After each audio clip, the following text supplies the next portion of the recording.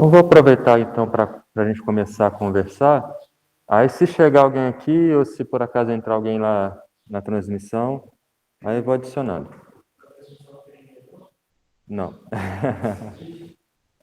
Então, eu tinha conversado, quando eu mandei a mensagem, eu falei que tinha uma quantidade mínima, mas isso aí eu vou deixar de lado, vou valorizar quem está querendo aprender.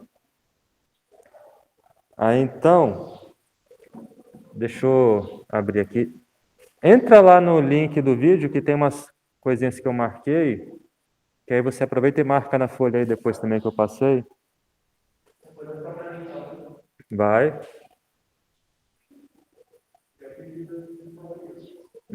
Já aprovei aqui.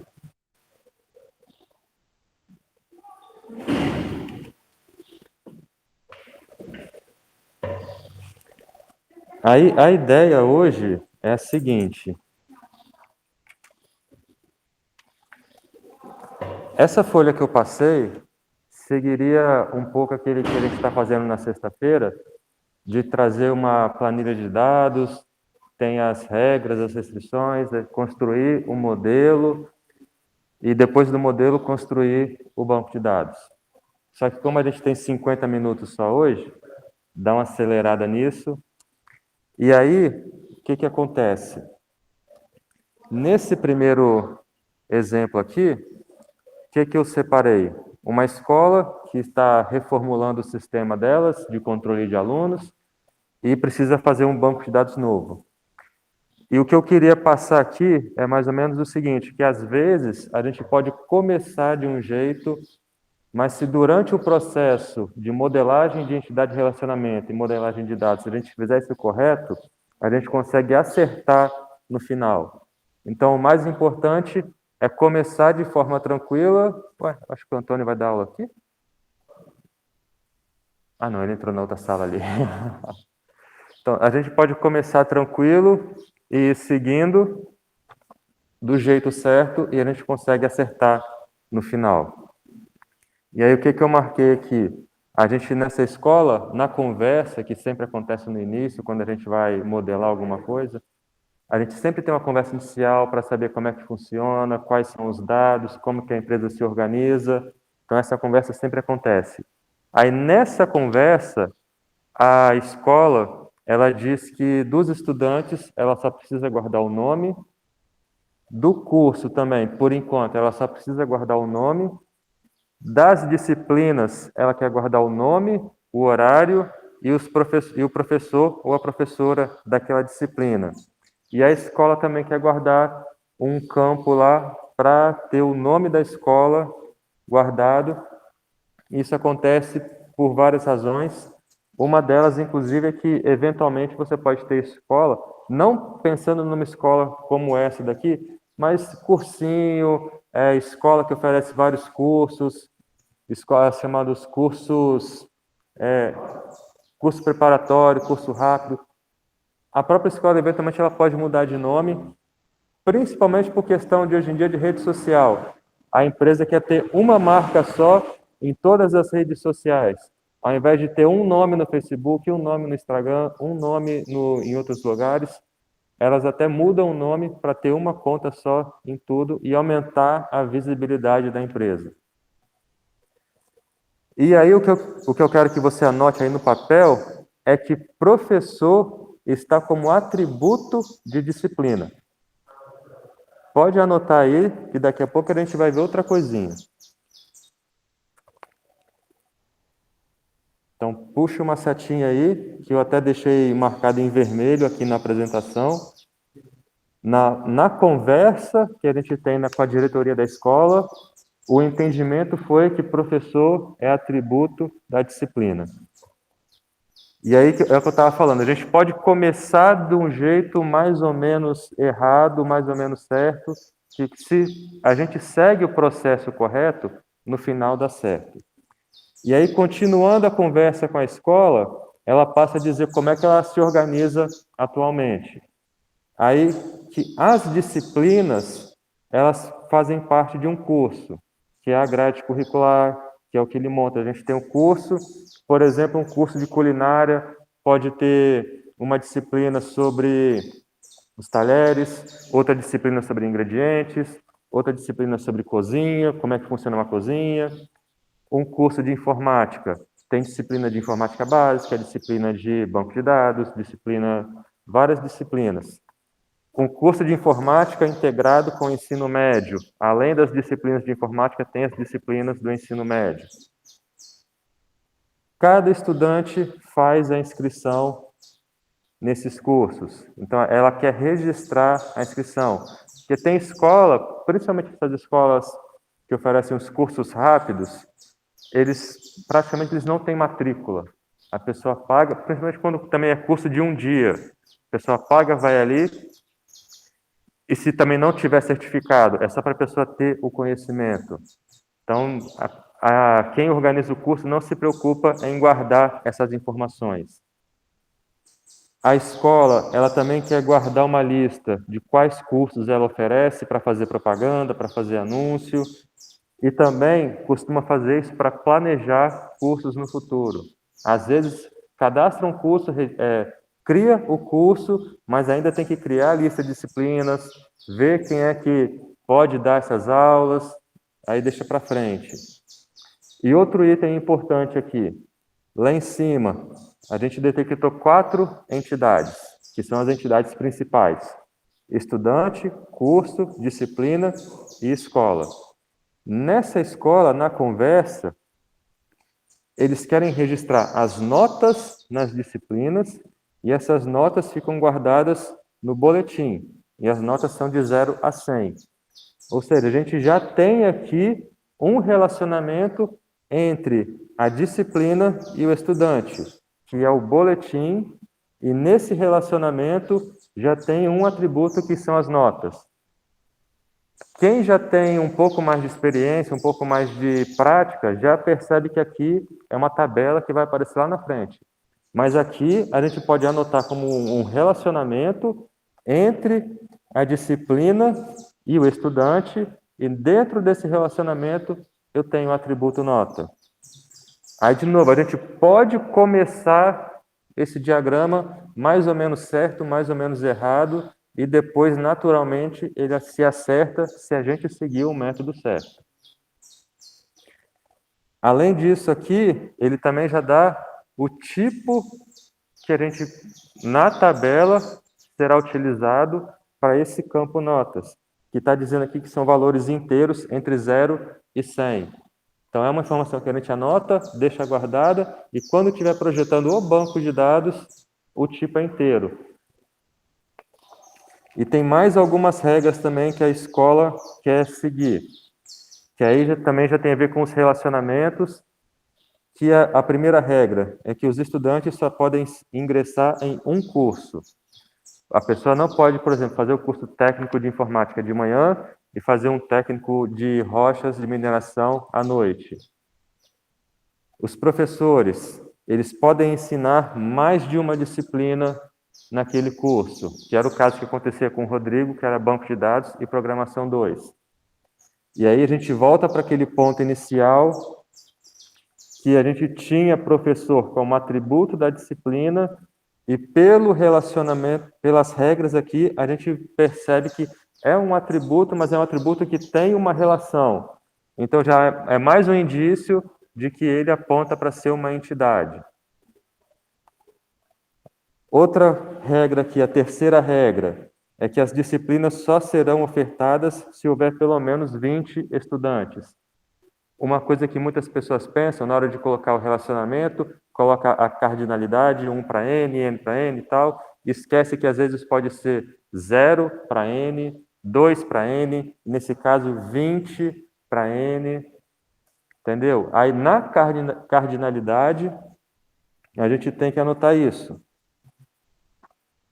Que aí no papel, você pode perceber embaixo aí, que na entidade estudante, a cardinalidade aparece 20 aí. Aí, na hora de programar, de escrever o código, a gente tem que colocar essa restrição.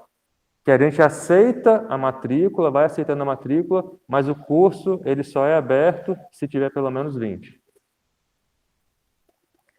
E aí, a última regra, que podem existir disciplinas ofertadas em vários cursos. A disciplina de informática, ela pode ter a disciplina de informática, né? Ela pode ter no curso técnico aqui e no curso técnico de mineração e ser o mesmo professor nas duas. Então a gente começa a perceber também algumas regras, cardinalidade de como que isso vai se construindo. Isso tudo é na conversa que a gente tem antes de começar a fazer o diagrama que está aqui embaixo. E aí essas conversas têm mais assunto, eventualmente tem alguma dúvida, a gente liga para a empresa e marca uma segunda ida lá para continuar a conversa, para resolver alguma dúvida. Isso tudo são coisas que podem acontecer. Geralmente o que acontece é o seguinte, a gente marca a primeira reunião, aí começa a fazer o diagrama naquele dia, ou se já for no final do dia, por exemplo, marcou a reunião para conseguir só marcar a reunião para segunda-feira, às 4 horas da tarde, aí ficou até umas 6, 7 horas da noite conversando, e aí não dá para começar a projetar alguma coisa, né? Aí na terça-feira começa a projetar, aí às vezes na terça-feira à tarde já liga para a empresa e pede para ir lá de novo para conversar, porque ficou com alguma dúvida, aí na quarta-feira passa borracha no diagrama, faz mais alguma coisa, se tiver mais dúvida, volta na empresa, e geralmente essa etapa inicial, ela é importante para a gente conseguir prever qual a quantidade de trabalho que a gente precisa demandar para fazer tudo do jeito certo. E aí, depois de conversar tudo na empresa, eu acabei esquecendo de passar aqui, que eu estou fazendo a gravação. Deixa eu só ver se por acaso chegou alguém. Não chegou. Mas aqui, deixa eu só voltar aqui num pontinho aqui para ficar legal na gravação. Estava passando aqui as restrições.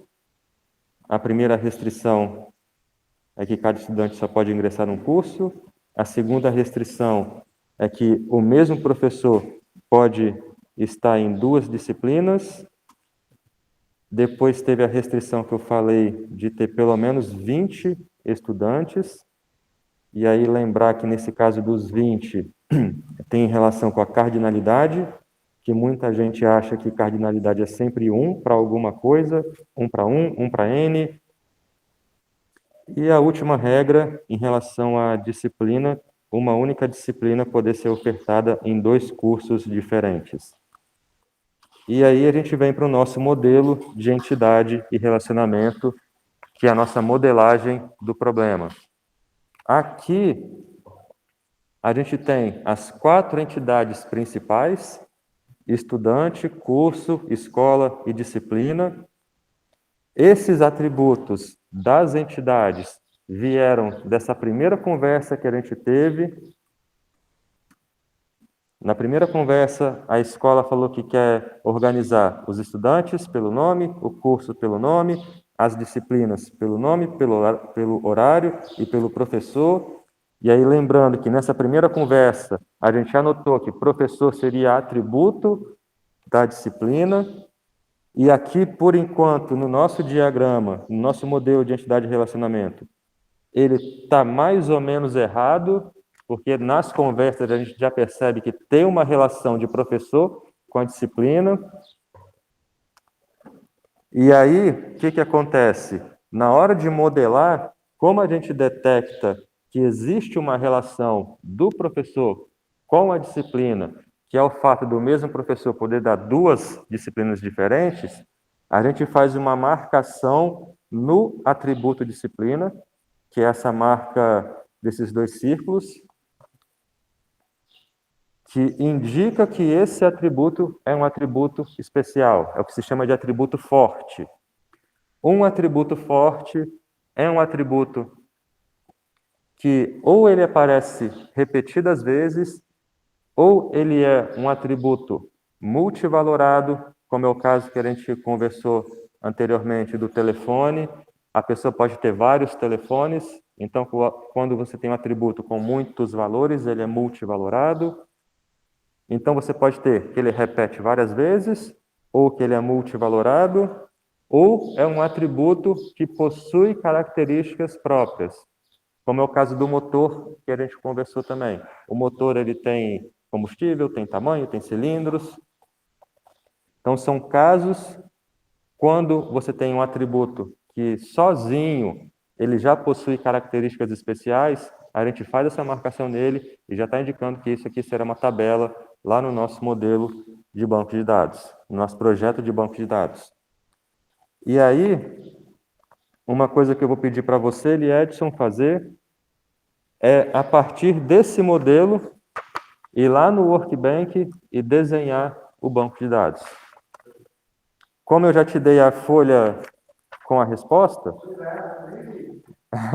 então, mas é só seguir, é só para pegar o macete de ir desenhando mesmo aí no Workbench. E o único que eu vou pedir para você não fazer é o currículo, a tabela currículo. Por enquanto é só para desenhar mesmo, só para fazer o diagrama, para clicar na tabelinha e clicar ali para desenhar a tabelinha. A gente vai fazendo isso e deixa para o final para fazer esse aqui do currículo que eu vou te mostrar como é que a gente consegue fazer. Enquanto você vai fazendo aí, pena que não dá para colocar uma musiquinha de fundo. Qualquer dia eu aprendo como é que coloca a musiquinha de fundo. Se eu colocar uma música no telefone,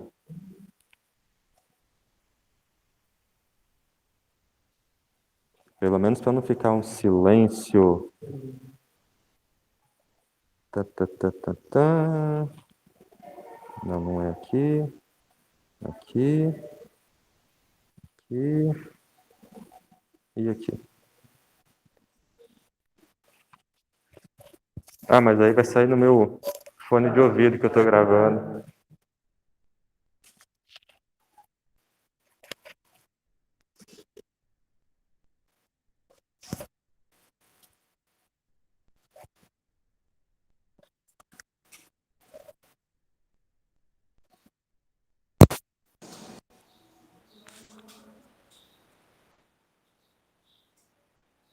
Aí nem se eu tirar o fone de ouvido, como eu estou com o Meets gravando, agora foi. Mas ele não pega a gravação. Tenta ligar a gravação. Não está saindo, né? Um, dois, três. Ah, música não dá sair. Mas então deixa aí. A gente escuta aqui. Se por acaso assistir esse vídeo depois, silêncio é porque a gente está escutando no MySQL do estudante a criar esse diagrama. Ainda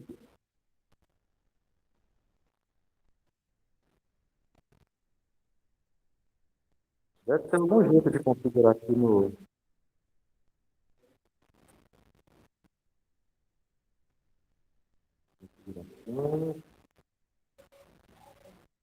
Não.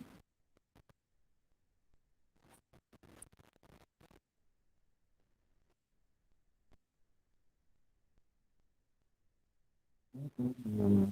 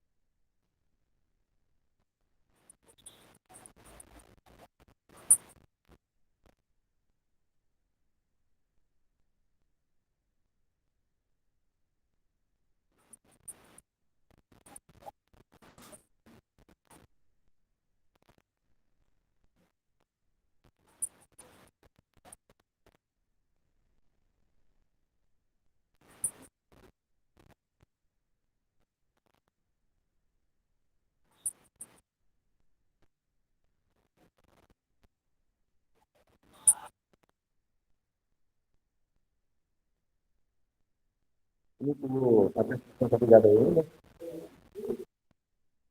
Então, tá bom.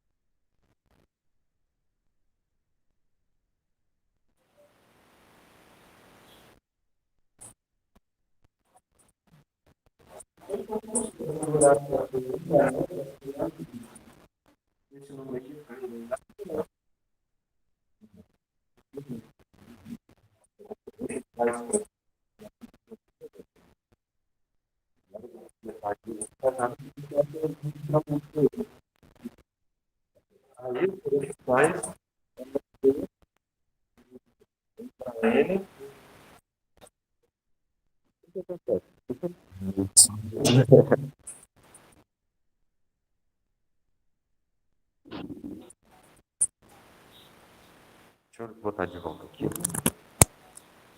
Vou aproveitar e falar isso também para deixar gravado lá. Deixa eu aumentar aqui. Na hora de projetar na hora de desenhar o modelo, a gente anota que tem aquela restrição de 20. Na hora de projetar o diagrama de banco de dados, nessa ferramenta que a gente está utilizando, não tem como alterar. A gente pode usar comentário, que são essas caixinhas daqui de cima. Isso, tem a setinha, a mãozinha, a borracha, e tem essa folhinha aqui com a letra N, ela é comentário. Aí na hora de colocar o relacionamento, ele fica 1 para N. Mas a gente anota que aquele 1 para N, na verdade, é 20. Porque o que ele faz aí, como ele vai gerar o banco de dados, essa verificação ela tem que ser no programa.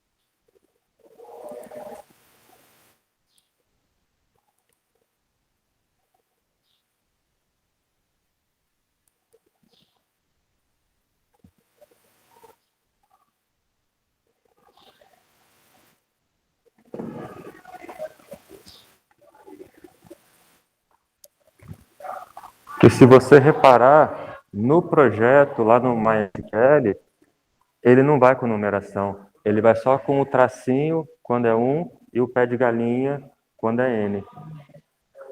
Então a gente coloca a anotação para indicar que tem uma cardinalidade que ela precisa ser obedecida.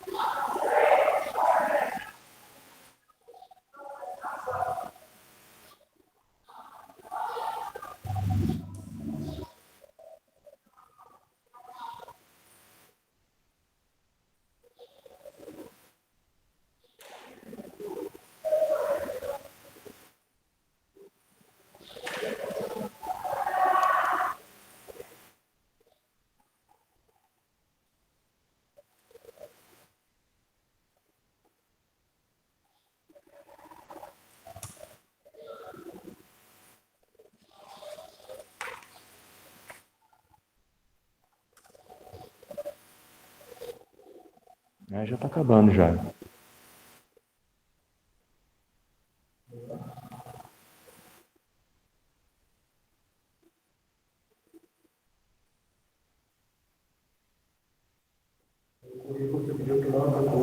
Não, o currículo deixa separado aí.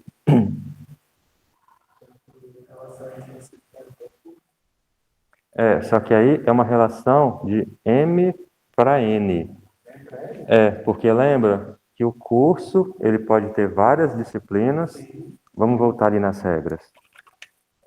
Espera, deixa eu mexer lá no computador porque está gravando.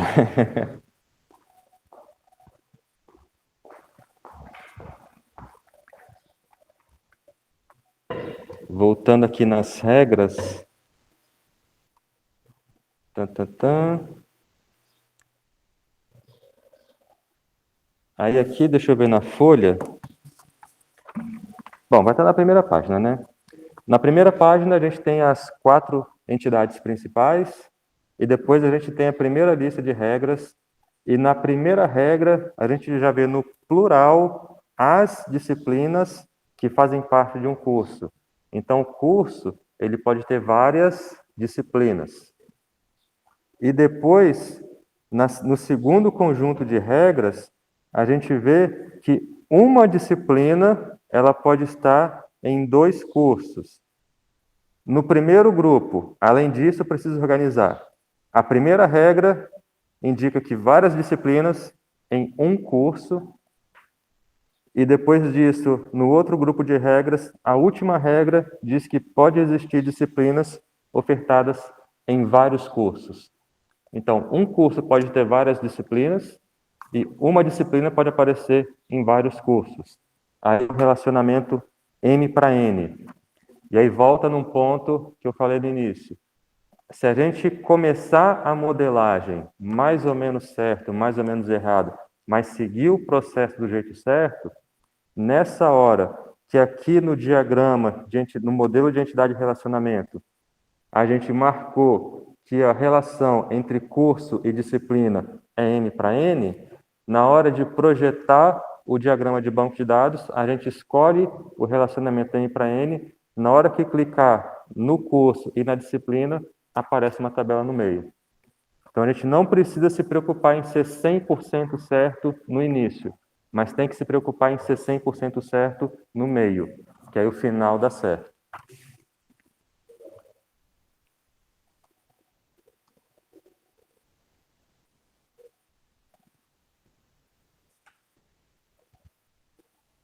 Que muita gente, não só nesse caso, mas em várias outras situações, fica com uma preocupação enorme de começar do jeito certo.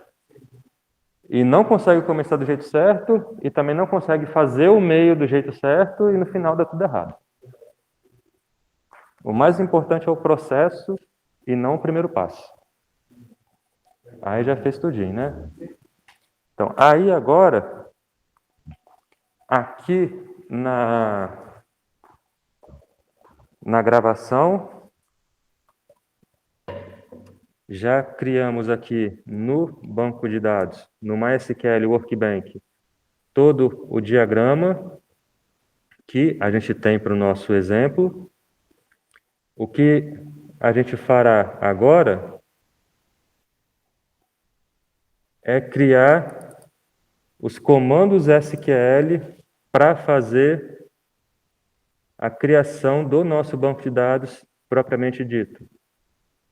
E aí, na folha que eu te passei, deixa eu abrir o PDF aqui.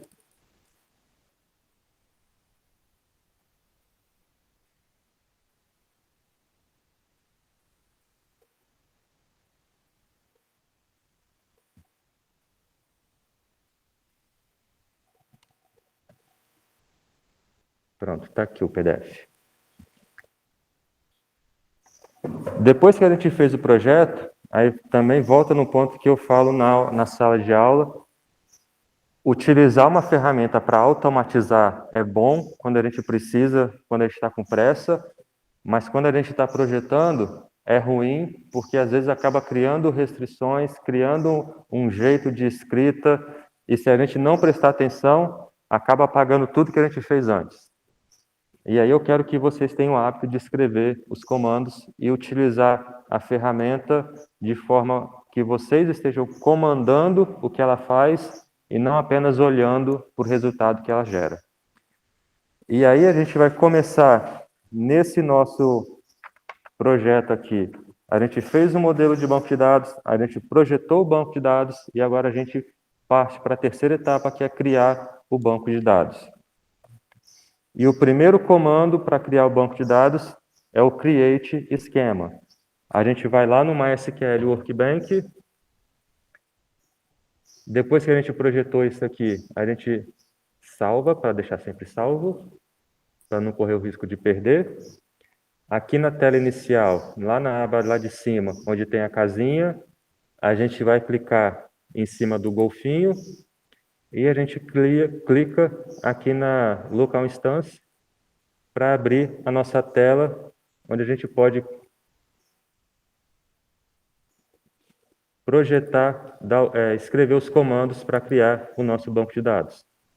A gente clica no primeiro ícone, no sinal de mais SQL, e aqui do lado direito, nessa área branca, a gente pode escrever o primeiro comando, que é o create schema, com o nome do nosso banco de dados, que é a escola. E a gente clica no trovãozinho para executar, e lá embaixo, quando aparece a bolinha verde, significa que o nosso comando ele foi executado da maneira correta. E se você olhar aí do lado esquerdo, está aparecendo a lista de esquemas, não aparece o que a gente acabou de criar. Sempre que você clicou lá na setinha, né? Sempre que criar, a gente tem que vir aqui nas duas setinhas azuis, clicar, que aí aparece aqui o nosso esquema. Tem algum esquema aí destacado em negrito? Uhum. Que é outra coisa que a gente precisa fazer, que é clicar com o botão direito e definir como esquema padrão, set as default, que aí tudo que a gente criar, tabela, os procedimentos SQL, as consultas, as inserções, já automaticamente ele associa com esse banco de dados que a gente acabou de criar. E aqui, no comentário que eu coloquei, tem isso nas duas linhas como comentário, isso que a gente acabou de fazer. E para criar as tabelas, aí vem uma coisa importante. A gente não pode escolher qualquer tabela e já começar a partir dela, porque tem tabela que tem chave estrangeira. A gente só pode criar essa tabela que tem a chave estrangeira se a gente primeiro criar a tabela principal de onde aquela chave estrangeira veio. E aí a dica é a gente olhar aqui para o nosso projeto do banco de dados e começar pelas tabelas que estão por fora, que geralmente a gente coloca por fora as que não têm chave estrangeira, elas só tem chave primária, e a gente vem para o meio do nosso projeto, para o meio do nosso diagrama, e consegue fazer tudo do jeito certo. Então, a primeira tabela que a gente cria aqui, ou pode ser a escola, a tabela da escola, ou a tabela do professor. No caso aqui, eu comecei pela tabela da escola. Esse nosso primeiro comando, create esquema, a gente pode apagar, mas eu vou deixar ele aqui. Eu vou criar uma nova aba para digitar um comando novo, create table, escola, abre parênteses. Eu já tenho o hábito de abrir e fechar parênteses. A primeira coluna é o código, que é sempre do tipo inteiro, porque será uma chave primária. O segundo campo é o próprio nome da escola. E aqui também tem outro detalhe importante, que está anotado aí como comentário, que a gente cria a chave primária para cada tabela, mas obrigatoriamente a gente tem que criar o campo. A gente cria o campo e depois, mais embaixo, a gente diz que aquele campo é a chave primária, tanto para a primária quanto para a estrangeira. A nossa chave primária é o nosso campo código. Fiz isso aqui, cliquei no trovãozinho. Deixa eu ver se eu consigo aumentar aqui a letra. Deixa eu aumentar a letra do primeiro também.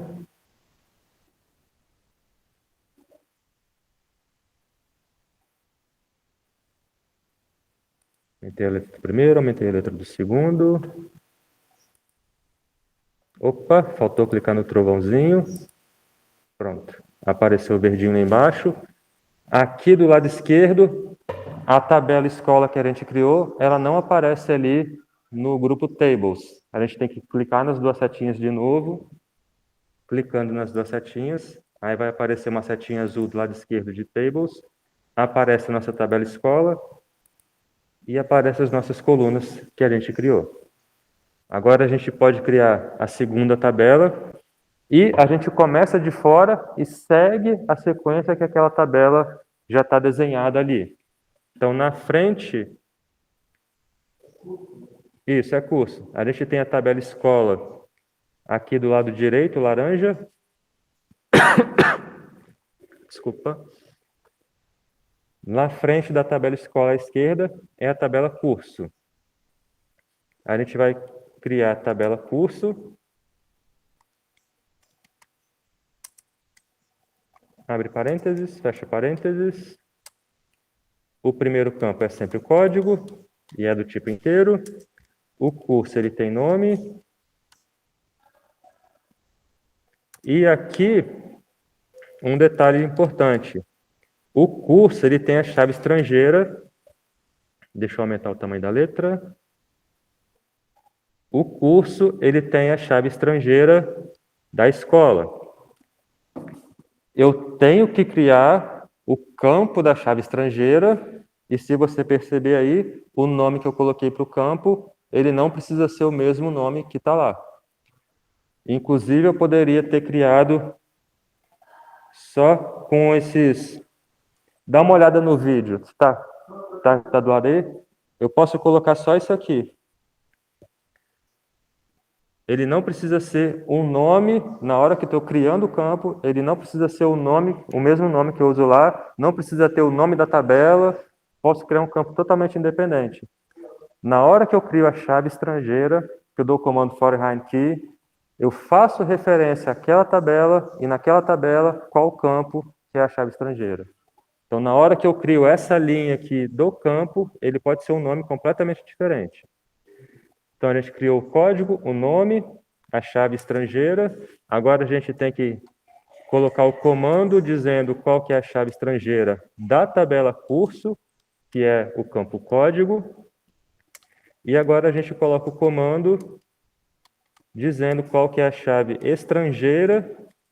E aqui, nesse que eu estou fazendo, o nome é ESCCode. ESCCode é a chave estrangeira na tabela curso e ela faz referência à tabela escola e na tabela escola é o campo código.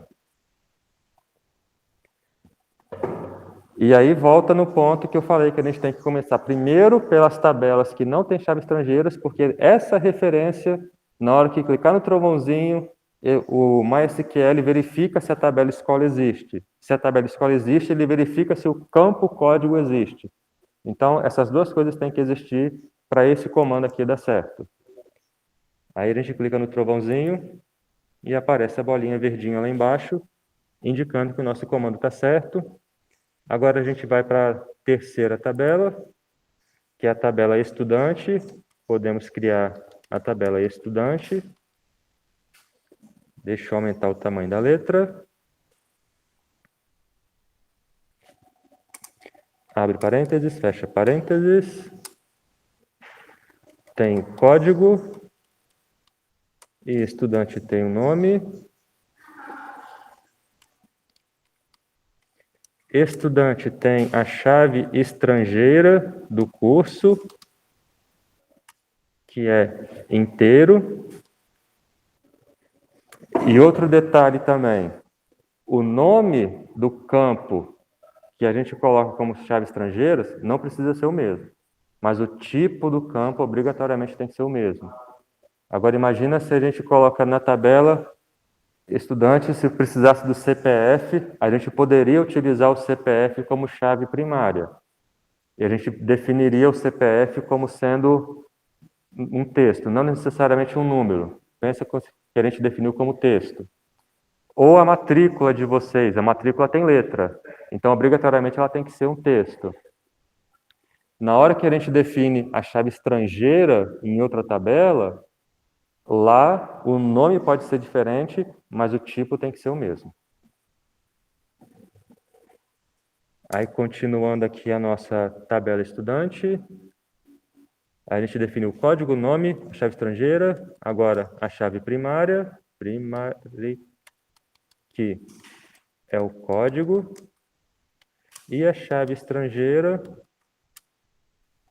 aqui na tabela estudante, o campo curcode é a chave estrangeira e ele faz referência à tabela curso, à coluna código.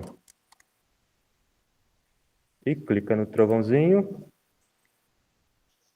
e pronto, está criado.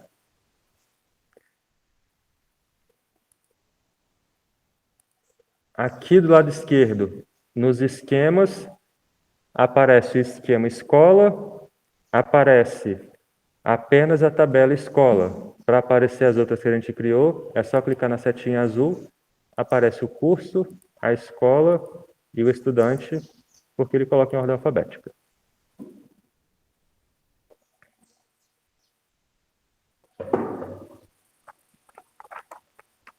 Amanhã tem a outra aula extra, né? Mas aí, amanhã, você me lembra, eu vou deixar lá na coordenação, isso aqui para passar para as outras pessoas, tá? Eu imprimi aqui um monte.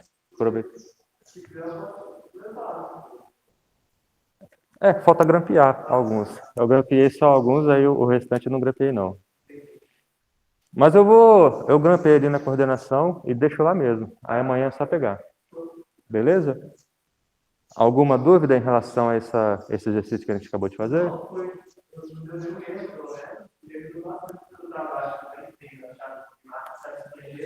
Aham. E aqui, se a gente agora acabou de criar essas 4 aqui, se a gente voltar no nosso diagrama, clicar lá em cima em File, Export, criar o nosso SQL. Deixa eu dar um nome aqui para ele.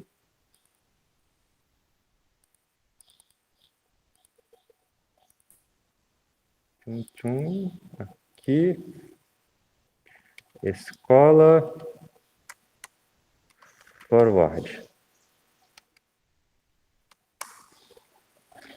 Tem uma coisa que eu não gosto nesse processo automático, é que para mim esse código aqui ele fica muito feio. E aí, quando a gente já tem o hábito de ter um padrão de escrita, quando olha para isso aqui, e ele coloca muita coisa também que não é necessária. Por exemplo, aqui, o próprio nome, deixa eu aumentar aqui até a letra. Em cada criação de tabela, ele só cria tabela, esse create table if not exists. Esse if not exists é desnecessário, porque a gente está criando o banco de dados. E se a gente executa esse script, se olhar lá em cima, na linha 24, ele dá um drop na tabela. Se a tabela existe, ele apaga. E depois ele só cria se ela não existe. Mas ela não existe porque acabou de apagar. Então não tem necessidade. E quando eu fiz meu curso de graduação, uma coisa que eu gostava era a otimização. E o princípio básico da otimização é você não fazer o que não precisa. Outra coisa também que fica feio é ficar colocando o nome do banco de dados em cada item desse aqui. Você acaba criando nomes grandes, principalmente na hora de fazer chave estrangeira. Outra coisa que ele coloca aqui, que a gente não colocou, lá na tabela curso, na linha 44, quando ele começa a criar a chave estrangeira, ele colocou esse campo constraint, que é o campo que a gente dá o nome. Depois, se a gente quiser remover essa chave estrangeira, a gente utiliza a constraint. Que a gente não pode simplesmente ir lá e apagar o campo da tabela, senão o MySQL vai reclamar. Porque o campo da tabela é uma coisa e o relacionamento entre as tabelas é outra. Se a gente tirar o campo e o relacionamento continuar, ele vai apresentar erro para a gente. Outra coisa que eu não gosto muito é na linha 47 e 48, que volta a questão da automação, de automatizar as coisas. Isso daqui, para mim, deveria ficar na área de programação, na parte da programação do código, da programação do aplicativo, a gente fazer esse tipo de coisa aqui, e não deixar o banco de dados fazer automático. Porque depois, quando vocês estiverem trabalhando, a gente cria bancos de dados muito mais complexos, com muito mais relacionamento, e a gente tem que pensar na hipótese de faltar energia no meio do processo, que é algo bastante comum hoje em dia. E aí, se no meio do processo faltar energia, por essa maneira de criação automatizada, não tem nenhuma proteção em relação à falha durante o processamento. Então, essa falha ela tem que ser verificada no código. Então, se eu já vou verificar no código, aí, de novo, uma questão de otimização. Não preciso fazer 2 vezes a mesma coisa.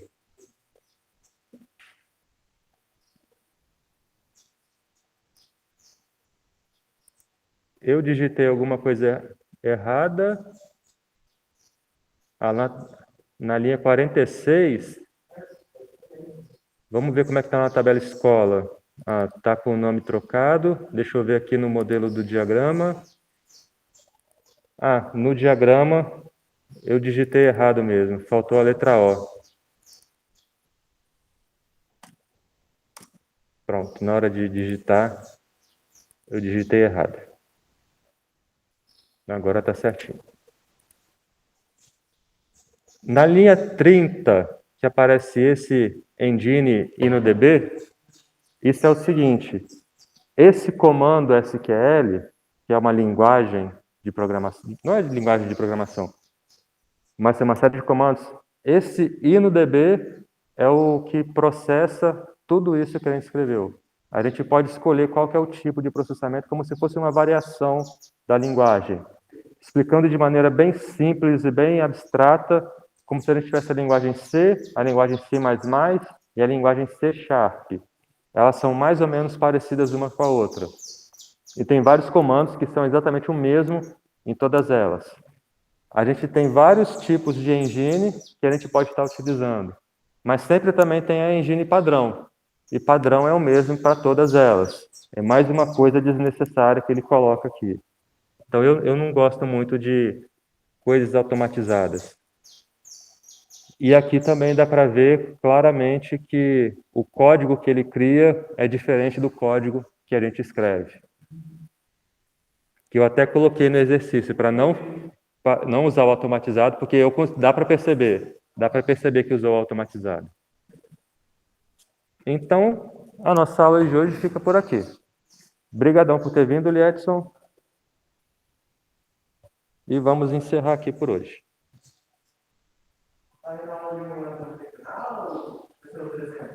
Outro exemplo. Eu quero trabalhar exemplo diferente o tempo todo. Que é mais essa questão do raciocínio do processo de criação que é mais importante. Que a gente, literalmente, a gente começou modelando, faz de conta que estava errado, e no final deu certo.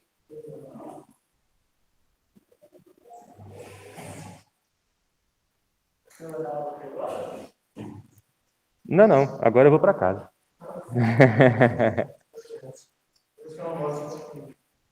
É bom.